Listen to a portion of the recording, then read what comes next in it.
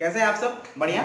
चलिए आज हम बात करने जा रहे हैं बायोकेमिस्ट्री की। जो बायोकेमिस्ट्री हमारे डी फॉर्म फर्स्ट ईयर और बी फॉर्म सेकंड सेमेस्टर दोनों के लिए इतना ही इंपॉर्टेंट सब्जेक्ट है और दोनों का सिलेबस लगभग सेम है। तो उसमें यूनिट वाइज है, उसमें चैप्टर वाइज है, बस फर्क इतना है। तो आप लोग पढ़ रहे हैं यूनिट नंबर 3 अगर आपको याद होगा, जिसमें दो पार्ट है यूनिट 3 में। एक है लिपिड मेटाबॉलिज्म, दूसरा है अमीनो एसिड मेटाबॉलिज्म। तो लिपिड मेटाबॉलिज्म का चैप्टर हम लोग ऑलरेडी फिनिश कर चुके हैं, जिसमें हम लोगों ने बाकी ketone body synthesis, beta oxidation of fatty acids, cholesterol biosynthesis और कोलेस्ट्रॉल का मेटाबॉलिज्म, ये सब हम लोगों ने पढ़ लिया। वो बहुत इंपॉर्टेंट टॉपिक था। अब हम इसका सेकंड पार्ट स्टार्ट करने जा रहे हैं। बायोकेमिस्ट्री के यूनिट 3 का सेकंड पार्ट है अमीनो एसिड मेटाबॉलिज्म। इसमें हमें क्या पढ़ना है कि अमीनो एसिड्स क्या होते हैं, उसकी क्लासिफिकेशन, अमीनो एसिड का मेटाबॉलिज्म कैसे होता है, यूरिया साइकिल कैसे चलती है यानी ऑर्निथी साइकिल जिससे यूरिन बनता है, और उसके बाद कुछ अमीनो एसिड्स के शॉर्ट नोट्स, जैसे सारे अमीनो एसिड वगैरह थोड़ा थोड़ा चीजें लिखना है कैसे क्या बनता है, वो एग्जाम में उतना पूछेगा नहीं। लेकिन इस चैप्टर से अमीनो एसिड का क्लासिफिकेशन, उसका मेटाबॉलिज्म और यूरिया साइकिल, ये 3 टॉपिक एग्जाम में काफी आते हैं इस पार्ट से, तो उसको हम डिस्कस करेंगे।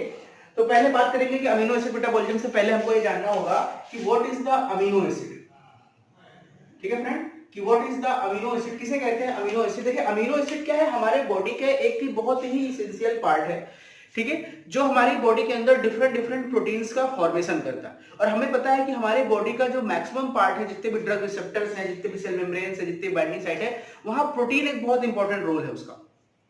और प्रोटीन बॉडी में तभी बनेगा जब हमारी बॉडी में अमीनो एसिड्स बनेंगे। तो amino acids are the essential materials which is the building blocks of protein. जो प्रोटीन के लिए क्या है, बिल्डिंग ब्लॉक्स होते हैं, अगर इसके बिना प्रोटीन का बनना पॉसिबल नहीं है। थोड़ी सी स्ट्रक्चर की बेसिस की बात करें तो इसमें एक कॉमन चीज है, इसमें एक कार्बन की चेन होती है, ठीक है। अमीनो एसिड के कॉमन स्ट्रक्चर की अगर हम बात करें फ्रेंड्स, तो इसमें एक कार्बन की चेन होती है, और कार्बन की चेन के एक एंड में अमीन ग्रुप लगा होता है, और दूसरे एंड में अगर हम बात करें तो कार्बोक्सिलिक ग्रुप लगा होता है। एक हम बोलते हैं अमीन ग्रुप और दूसरा कार्बोक्सिलिक ग्रुप। यानी किसी भी अमीनो एसिड के स्ट्रक्चर में एक कॉमन सी चीज है कि उसमें कार्बन की चेन होगी, चाहे एक ही कार्बन की चेन हो, चाहे वो ब्रांच्ड हो, चाहे एरोमेटिक हो, चाहे एलोफेटिक, कुछ भी हो, कार्बन की चेन होगी।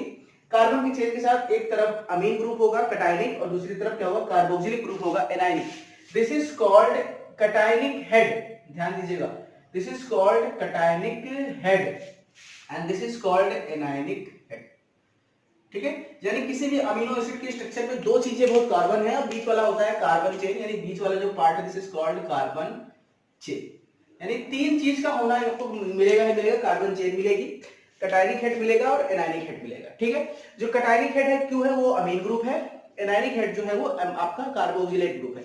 अच्छा, ऐसे कोई मॉलिक्यूल जिसमें एक ही मॉलिक्यूल में कैटायन भी हो और एनायन भी हो। दरअसल अक्सर में क्या होता है कि आपको कोई भी मॉलिक्यूल मिलेगा, या तो कैटायनिक होगा या तो एनायनिक होगा, लेकिन इन दैट केस जब कोई मॉलिक्यूल ऐसा मिल जाए जिसमें दोनों हो, तो इस स्टेज को बोलते हैं ज्विटर आयन स्टेज, ठीक है। ज्विटर समझते हैं ना, ज्विटर मतलब जुट्टा है कि डबल, चलिए इसको बोलते हैं ज्विटर आयन स्टेज, ठीक है। तो हम अगला पॉइंट ये कह सकते हैं कि जो अमीनो एसिड्स होते हैं they are basically present in the zwitterion stage because they contain both cationic and anionic head in the same compound, ठीक है।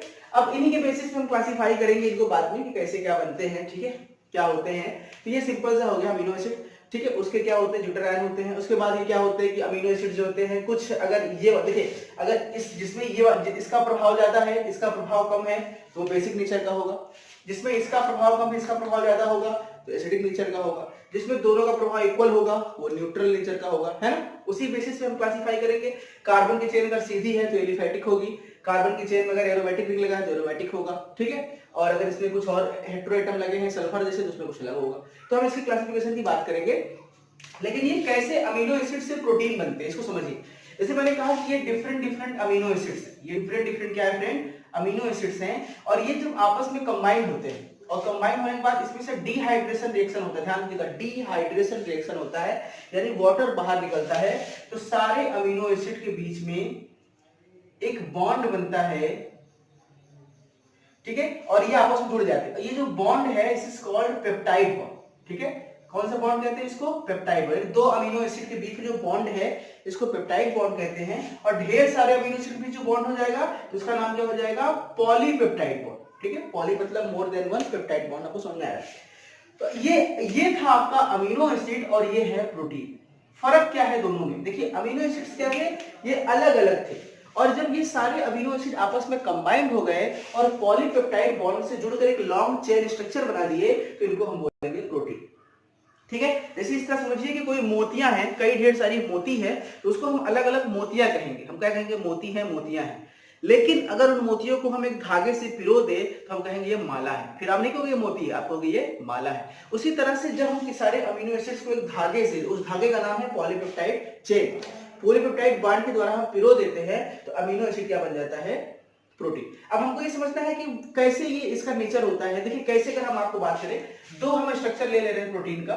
ठीक है, एक हो गया COO माइनस, कार्बन की चेन, और दिस इज NH2। एक अमीनो एसिड ये हो गया फ्रेंड, इसको समझिए, एक अमीनो एसिड ये हो गया, और दूसरा अमीनो एसिड क्या ले रहे हैं? OO माइनस C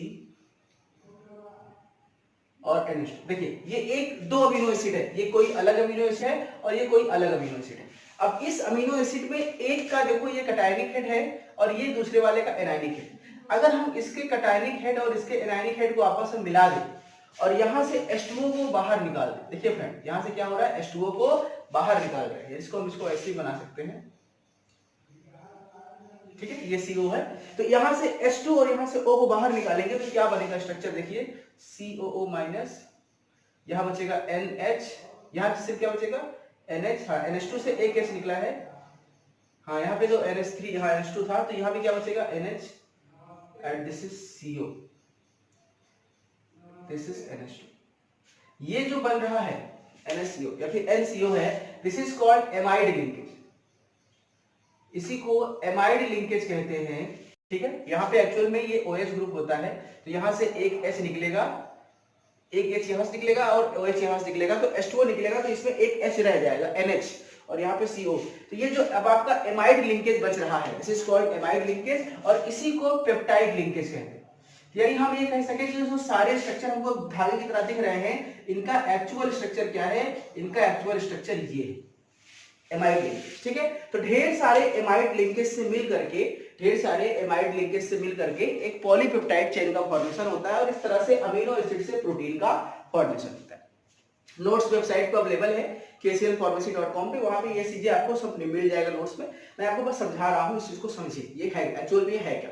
ठीक है, दूसरी बात करेंगे फ्रेंड, अगर हम बात करेंगे क्लासिफिकेशन ऑफ अमीनो एसिड्स की बात करेंगे कि अमीनो एसिड को क्लासिफाई कैसे कर सकते हैं, तो मैंने आपको थोड़ी देर पहले बताया था कि किसी भी अमीनो एसिड के स्ट्रक्चर में तीन चीजें इंपॉर्टेंट है। एक उसमें कार्बन की चेन है, दूसरा उसमें कैटायनिक हेड है, और तीसरा उसमें एनायनिक हेड है। उन्हीं के बेसिस पे अलग अलग नेचर के हिसाब से क्लासिफाई कर सकते हैं। तो अगली हेडिंग हमारा है क्लासिफिकेशन। ये कई बार पूछा गया एग्जाम में, ध्यान दीजिएगा, क्लासिफिकेशन जब भी पूछेगा तो आपको सारे प्रकार का लिखना है और एग्जाम्पल के साथ लिखना है। ठीक है, मैं एग्जाम्पल को कुछ लूंगा, बाकी आपको नोट्स में मिल जाएगा। जैसे पहले मैं बात करूं on the basis of need मतलब आवश्यकता। नीड के बेसिस पे या आवश्यकता के बेसिस पे अगर हम कहें कि इस अमीनो एसिड कितने प्रकार के होते हैं फ्रेंड, तो ये इसके बेसिस पे अमीनो एसिड दो प्रकार के होते हैं। एक होते हैं इसेंशियल अमीनो एसिड्स और दूसरे होते हैं नॉन इसेंशियल। हिंदी में कहा जाए तो आवश्यक और अनावश्यक अमीनो अम्ल। अब इसेंशियल और नॉन इसेंशियल अमीनो एसिड को हम कैसे डिफाइन करेंगे, इसको इस तरह समझिए। जैसे एग्जांपल के तौर पे दो दोस्त हैं, ठीक है, कोई दोस्त हैं दो, मैंने मान लिया कि ए और बी। ठीक है, ए ने जो है अपने यहाँ खेती की गेहूं की और बी ने अपने यहाँ खेती की चावल की। दोनों के यहाँ अलग अलग होता है खेती, उसके यहाँ गेहूं की, उसके यहाँ चावल की।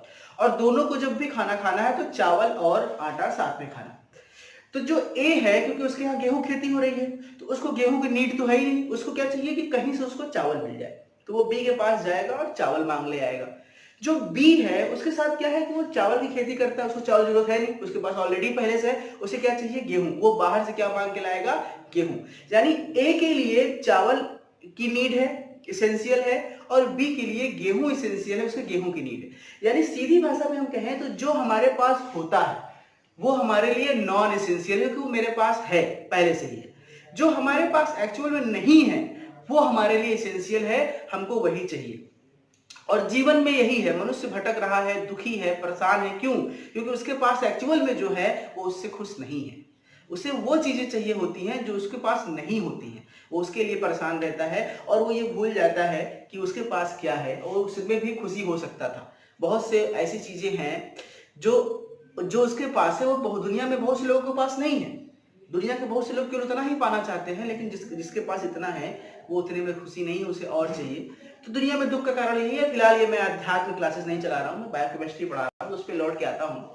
तो इसेंशियल अमीनो एसिड और नॉन इसेंशियल, देखिए इसमें क्या होता है कि हमारे बॉडी के अंदर कुछ अमीनो एसिड खुद ब खुद बनते हैं, यानी नेचर उसको बनाता है, ईश्वर उसको बनाता है, अल्लाह उसको बनाता है, यानी वो खुद ब खुद बनता है। हमको अलग से बनाने की जरूरत नहीं है, ना हमको उसके लिए कोई डाइट खानी है, ना कुछ भोजन खाना है, ना फल खाना है, ना दूध पीना है। अब कुछ अमीनो एसिड ऐसे होते हैं हमारी बॉडी में जो नहीं बनते हैं खुद, इसके लिए हमें किस पे डिपेंड है? भोजन के। हम फल फूल खाएंगे, सब्जी खाएंगे, दूध पिएंगे, नॉनवेज खाएंगे, बहुत चीजें के लिए हमको डिपेंड करना है फूड पे। तो अब उसी बेसिस पे इसेंशियल अमीनो एसिड क्या होते हैं फ्रेंड? ऐसे अमीनो एसिड जो हमारे बॉडी में नहीं बनते हैं और उसको हम कहां से लेते हैं? फूड से, यानी अपने भोजन से। They are called essential amino acid. Essential means क्या है? Essential amino acids are those amino acids which are not synthesized in our body and we require and we fulfill their requirement from our diet and food.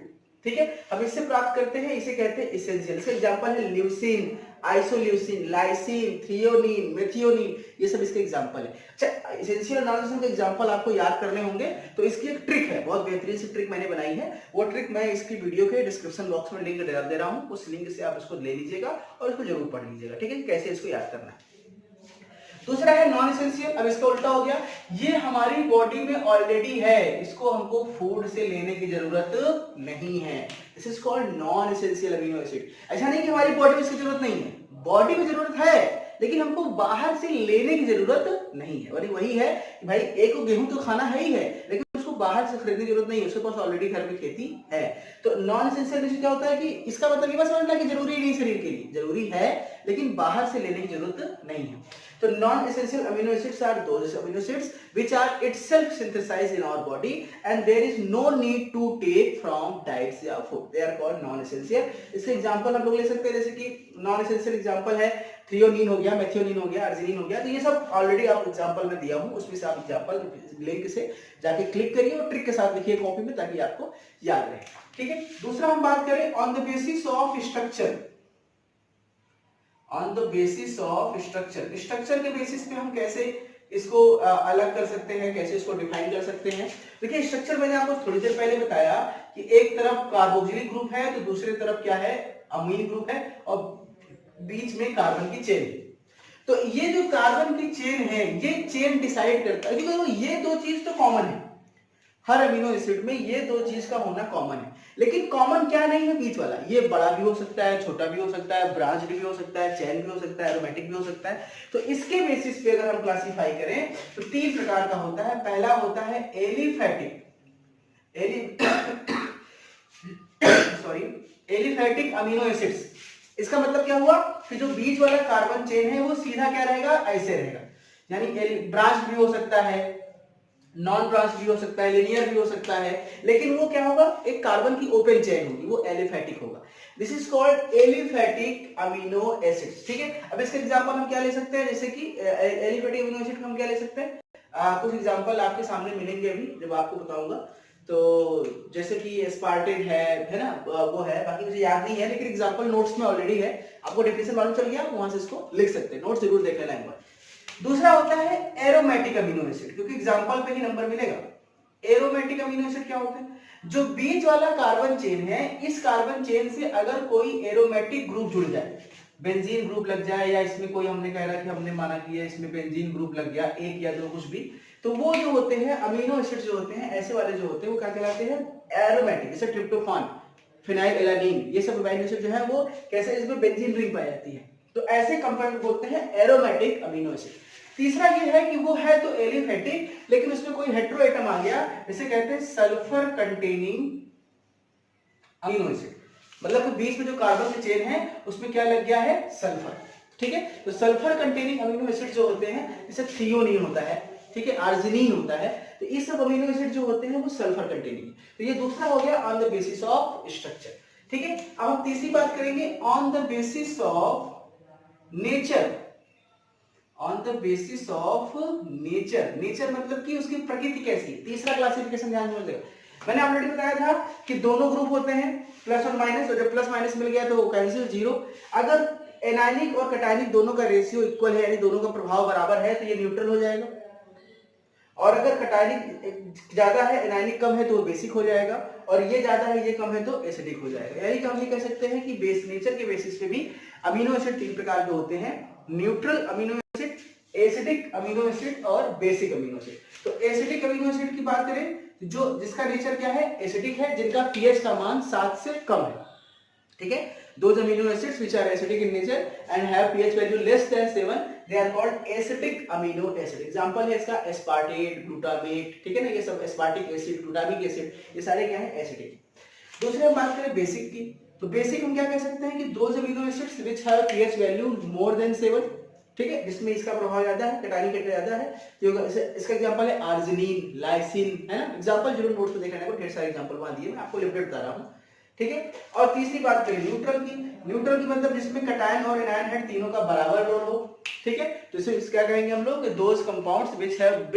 Those amino acids which have the pH value of 7 pH value है, neither acidic nor basic, they are neutral, they are called neutral amino acids. Example है aspartic acid, ठीक है, aspartate जो भी होता है। तो ये सब क्या है, एक सिंपल सा क्लासिफिकेशन ऑफ अमीनो एसिड्स, ठीक है फ्रेंड्स।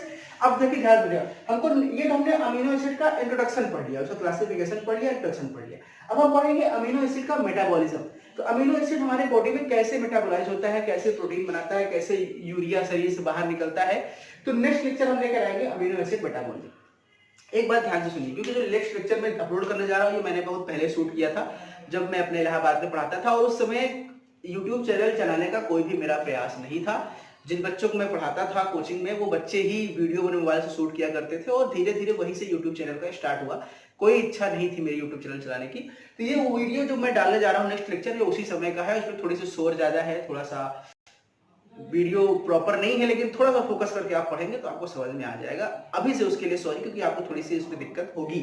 और इसके बाद हम लोग पढ़ेंगे, इसके बाद नेक्स्ट लेक्चर है यूरिया साइकिल, वो इंपॉर्टेंट है, वो पढ़ लेंगे। और फिर लास्ट में कुछ अमीनो एसिड्स के नोट्स लिखने हैं बायोसिंथेसिस, उसको आप खुद से लिख लीजिएगा, लेकिन वो एग्जाम में आते नहीं है।